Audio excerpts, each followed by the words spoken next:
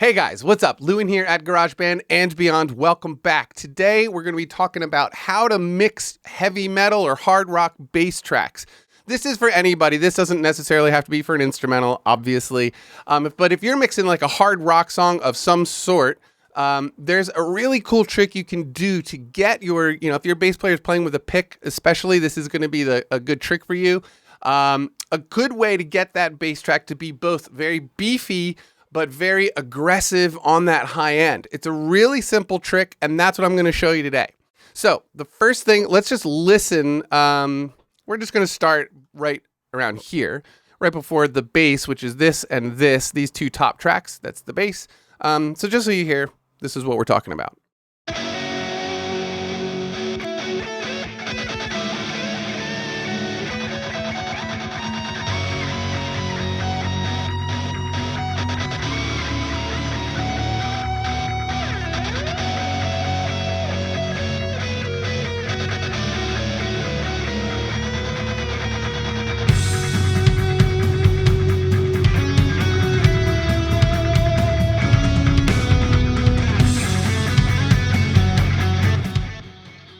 All right, so that should be pretty clear to you what that bass tone that I'm talking about sounds like. All right, so there are two tracks of bass running here. This is one of the few times you'll ever catch me sort of copying and pasting identical tracks, but there's a reason, because it has to be the same. We don't want it to sound like a second part, really.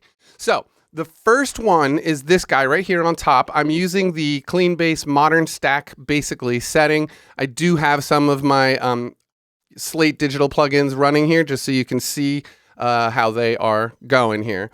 Not a ton of EQ, but a little bit of a bump around, where is this, around 80 hertz, and another little bump around 3.2 kilohertz. Pretty simple, just to bring out a little bit of those high mids of the pick. But basically, let's just listen to this track.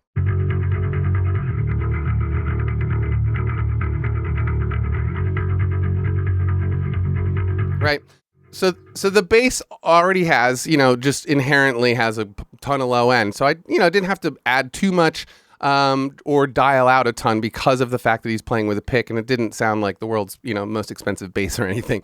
But anyway, so that's it. The clean track is going to be the beefy track. Okay. So this is the one that's going to actually have all of the low end. Now, again, where you see that I'm pushing 3.2 kilohertz on the EQ here, this is typically, kind of that high mid-range where the pick sound really lives. Now, I'm really not trying to get too much of the pick sound out of this particular bass channel, but it is good to, you do want to give some of that sound here. But primarily, this particular channel is for the low end. But since you do, we are going to be working to accentuate that pick sound, we do need to make sure that it is still in this original lead bass track. Let's put it that way. Okay, so that's a pretty basic thing. Come up with your favorite, low end bass tone, your typical bass tone.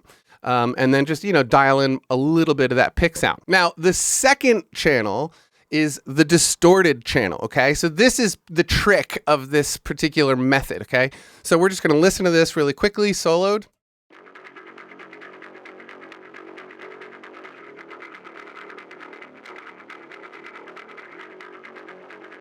Right?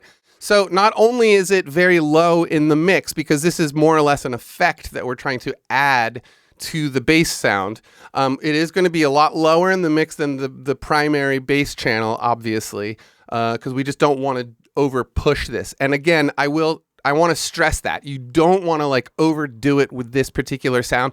It'll start interfering with the guitars and all sorts of stuff, and then it'll just not sound like the picked bass sound, So anyway, let's take a deeper look at this. Now, since I'm sure a bunch of you are not using the Slate digital plugins, I'm going to show you the way I'm doing it first, which is using this particular preamp, and I have it turned all the way up. The virtual drive is just cranked. So this is the thing that's actually creating the distortion.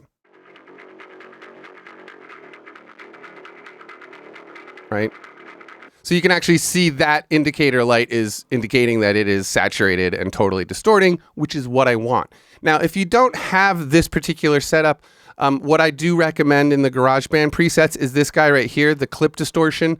There's all sorts of nice, presets in here that you can play with, or you can just, by yourself go through and find the tone that you want.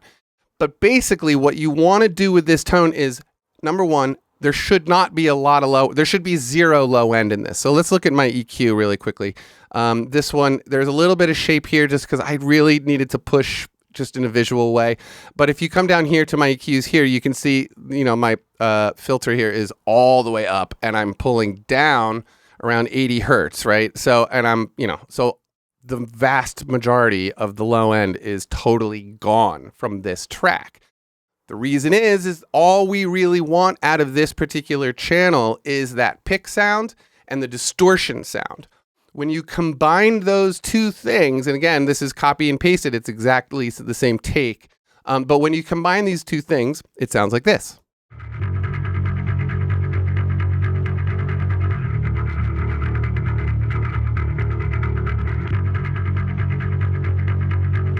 I'll turn the distortion off.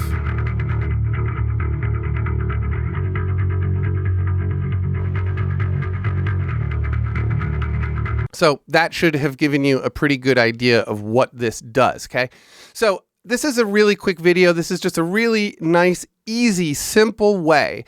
And this doesn't have to be only for hard rock or heavy metal or anything. You could totally do this in just like a good old-fashioned rock and roll song or a pop song or whatever. Anywhere where you have a player using a pick and you really want to accentuate that pick sound, I would highly recommend looking at this particular method of getting that pick sound to accentuate in the mix. Adding distortion and the amount of distortion that you add will make obviously a huge difference. In this case, I wanted it to be extra heavy and extra grindy, so I am distorting the living hell out of it. I usually, like if I'm doing this on a more rock or basic song, not so heavy, I will still distort it, but a lot less. So it's just a little bit more of a grind, and it can not, sometimes I'll put it in a mix and you can't really hear it so much, but when you turn it off, it's like, oh shoot, where did all that high end go? So I don't really hear the distortion so much, but I'm really using the distortion to help push the high end, It's sort of a little trick, and it's definitely one of those things you got to sit there and carefully study with your headphones. Again, if anybody is looking for an awesome set of mixing headphones, the Mix Phones by Avantone are, I can't tell you, I've had them for a couple of years now, and they are just astoundingly good. If I just sit there and mix solely on those, not EQs, I don't like to do EQing too much on them, but balance work and panning work, the Mix Phones are incredible. Bam, they're right here, always right next to me. They're very, very useful headphones, and especially when you're doing this kind of a thing, where you're really trying to make something not so evident. That can be really tricky with bad monitors or bad headphones that are pushing, whatever their priorities are in their EQ. So anyway, these are great I love these headphones in general, but for mixing bass and mixed with a distorted sound, phenomenally good, these headphones. So that's basically it. That's the trick. It's super easy. You can use your own bass sounds, whatever you want, but the trick is obviously a second channel that has no low end and some distortion, and then you very lightly bring that into the overall mix, and it'll just give that low end some grind and some punch and some, that anger, that like visceral sound that you want out of like an angry bass sound. So this is it. That's it, you guys. So please, comments below. Please subscribe to my channel. I'm getting super close to 100,000, or I'm on my way to 100,000. I really want that silver YouTube play button here. I've been doing this thing for like coming on 10 years, so I'd really like to get one of those play buttons that YouTube gives out when you hit 100,000 subscribers. And of course, I have a Patreon page, which I love. The patrons over there, you guys are the best, and I've seen some new patrons joining, and that is awesome. I have all sorts of great rewards, like mixing notes for people. You can send me your songs, and I send you back professional mix notes. On how I would change your mix, or how you can change your mix rather. And I do mix songs for people, blah, blah, blah. Please check out all the other videos that I've made and subscribe. I said that, and have a fantastic day, you guys. All right. Peace.